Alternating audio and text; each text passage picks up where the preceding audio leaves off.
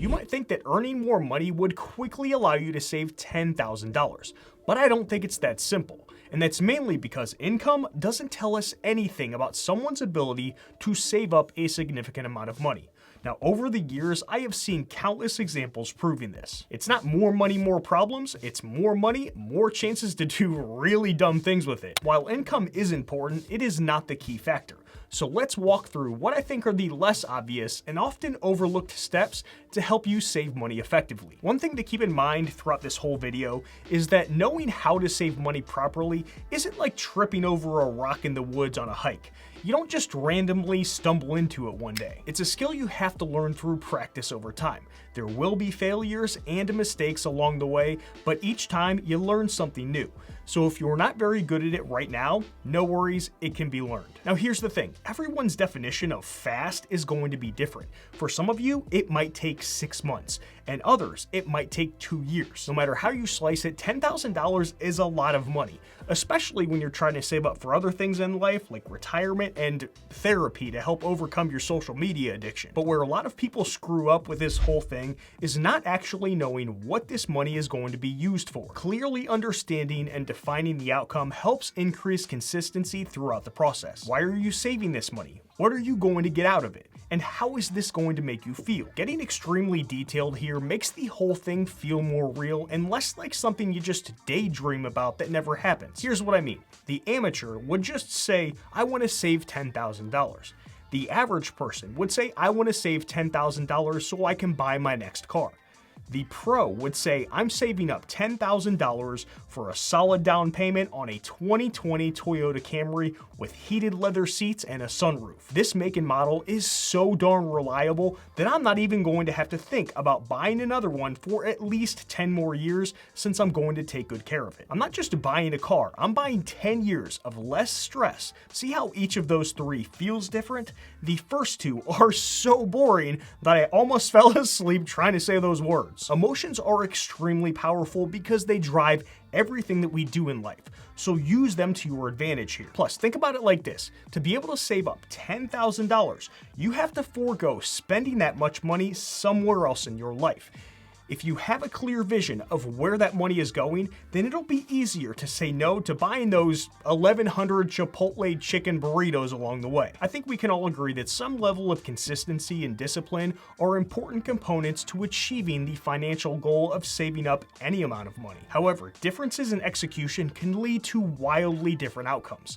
It's the same reason that you can have two people with the same goal of saving up $10,000 and one succeeds at it while the other doesn't. Luckily, there are a few research-backed ways to improve your chances of becoming the type of person that reaches that outcome faster. One of the most underrated and often overlooked is reshaping your environment so it aligns daily habits with your financial goal. I'd bet most of you already do this in other areas of your life without even realizing it. For me, I do it when it comes to making sure I hit my target protein intake. I need to consume a certain amount of protein every day. Now, I noticed that by the end of each day, I was consistently about 20 grams behind. I personally try to avoid eating anything close to bedtime because my dreams, they turn into literal nightmares. Have you ever had a dream you swallowed a bowling ball, then woke up thinking you were choking on one? I have, and it's not fun. Please, don't put bowling balls in your mouth. To avoid choking on bowling balls, I need to get a quick hit of protein first thing in the morning, and protein powder is what works best at this point in time. Before I go to bed, I set out the protein in shaker bottle on my kitchen counter. I reshaped my environment so it's right there waiting for me in the morning, which guarantees that I'll hit my number by the end of the day. Making a change to your physical or social environment helps reduce the need for constant decision-making and reliance on willpower. As I said earlier, to be able to save $10,000, you need to be able to say no to buying that same amount in other areas of your life. If you're someone who gets triggered to buy things when you see them promoted on social media, then changing your digital environment will be helpful. Unfollow accounts that either indirectly or directly promote products or services that you constantly feel the need to buy. Treat those social media accounts like a candy store and you're a fat kid. The last place that you'd need to be found hanging around is Willy Wonka's chocolate factory. The snozberries taste like snozberries. Automation is another great way to reshape your environment. set up your bank account to automatically move money earmarked for savings every month so you don't have to rely on willpower to click that button. Bonus points if it's a separate, dedicated account for a specific savings goal. This is something that I've been doing for many years, and it is a game changer. Since food has become much more expensive over the past few years, reshaping your environment by limiting the amount of money spent on food outside of the home can greatly impact savings. I am a big proponent of treating yourself by eating out, but it should be the exception and not the rule. Preparing food ahead of time, it makes it so much easier to say no since there's already food sitting in that fridge. I've come to enjoy the food I meal prep more than what I can buy at any restaurant.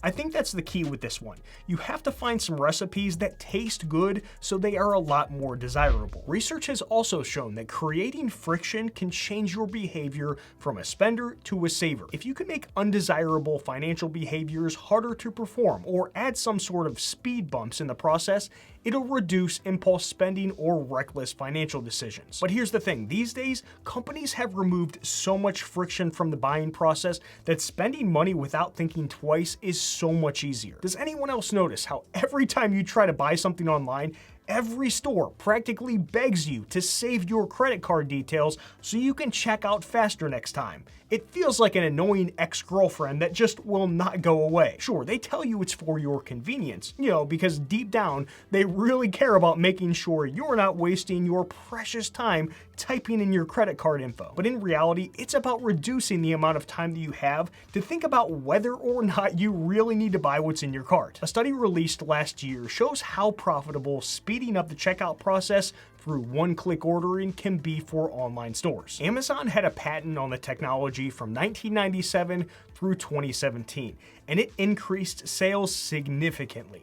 This feature is estimated to have been valued at $2.4 billion per year for Amazon. Once the patent expired, the technology was tested on non-Amazon retail websites, and here's what that research found. Customers increased their purchasing amount by 17.4% over a period of 12 months after adopting one-click buying. There was a 5.1% increase in how often someone purchased. The items per order increased by 6.2%. Customer visits increased by 18.5%. Page views increased by 7.3%. Time spent per visit on the website increased by 9.4%. And purchases across all categories increased by 43.3%. This is a nightmare if you're attempting to save money. While they're trying to reduce friction to get you to spend more money mindlessly, you need to create friction to save it. As a consumer, create friction by not saving your payment info on these websites or those third-party companies that they use for it. Nothing good comes from letting them speed up that checkout process. Another way to create friction is to delete any retail or financial apps from your phone. If you want access to it, then you'll need to download it again. I've been doing this with all social media, retail, and financial apps since 2016, and it has made my life so much better. I think it's insane everyone has normalized keeping apps downloaded on their phones all the time. It's like junk food in your house. Of course you're overweight. It's sitting there staring at you in the face every day. Why do you think I keep my gummy bears in a freaking timed lockbox? Because my fat could eat all 5 pounds of it in about 2 days. You can't make impulsive decisions if it's not even there to begin with. Another way to create friction and save money is to log out of all of your problem accounts online and unsave all of those passwords on your web browser. Yes, it's annoying to enter everything in manually, but it's just enough friction in the process to make you second guess your purchasing decisions. If you want to go completely scorched earth and do a hard reset, then you can do something that I accidentally stumbled on. A few months ago when I was out of town, my car was stolen by some 25-year-old dude on drugs. Most of my debit and credit cards were in there, so I immediately reported they were all stolen. Because of that, all of the payment info that I had saved on various websites obviously didn't work any longer. I have autopay set for a lot of practical expenses like utilities, mortgage, and things like that, but it did create some friction by forcing me to go through everything else and to second guess whether or not I should still be spending money on it. Friendly reminder that you don't need to have financial cards stolen to ask the bank to issue new ones. Oh, and to bring the story full circle, that thief returned my car about 30 minutes later. and there was no damage to my car. And he didn't steal anything. Hey, come over here. Don't go anywhere. I didn't take the car. You just took my car. You just came out of it. No, I didn't. I was standing right here. Bro. What? Apparently, he didn't remember that he stole it. It was a very strange interaction. Even if you don't get your credit card info stolen, you may still be compromised because data brokers are out there selling your personal info. The good news is that you can request they stop doing this. Unfortunately, there are so many of them that it's nearly impossible to find and contact all of them. Along with a ton of other security features, Aura is a company that can handle locating and stopping them from doing this. When I opened an Aura account, they found 30 different data brokers that were selling my info. They contacted every single one on my behalf to have my info removed and continue to monitor things to ensure that my data isn't out there being sold. Get your 14-day free trial with Aura using my link down in the description below. Time plays a huge role in how quickly you save money, but not in the way that you might think. You know how some people have normal hobbies like drawing, watching movies, writing, playing sports, or playing an instrument? Well, one of my weird hobbies is reading research papers from different journals. My therapist doesn't think it's a red flag, but I think she's wrong. Either way, I discovered this research paper on time and how the way you think about it can improve your chances of saving money. They found that people are most likely to pay more attention to what's happening right now or very soon rather than what might happen far off into the future. This makes total sense since we often deal with legit urgent needs first because naturally they're right there in front of us. That housing bill, insurance, utilities, and bills for everything else are due next month. So that's the main focus of our immediate attention. But there are also less urgent things that may cloud our judgment and feel urgent in the near term, like getting a new water bottle or upgrading your phone or getting a new pair of AirPods or whatever. However, this focus on the immediate can cause us to ignore important future needs like saving X amount of dollars for something specific or even retirement. It becomes really difficult to align our thoughts and actions to something that is multiple months or even years away. Here are some helpful key takeaways from this paper that you can apply to saving money. First, if people see their future selves as connected to their current selves, they're more likely to take action that benefits their future. When it comes to saving money, a good way to build a strong connection between your current and future self is to make sure that you can see a clear path toward that end goal. I like to do this by building spreadsheets to show my planned progress over time because it makes the whole thing feel a lot more real and attainable if it's done that way. In 2019, I created this spreadsheet to save up for my future car.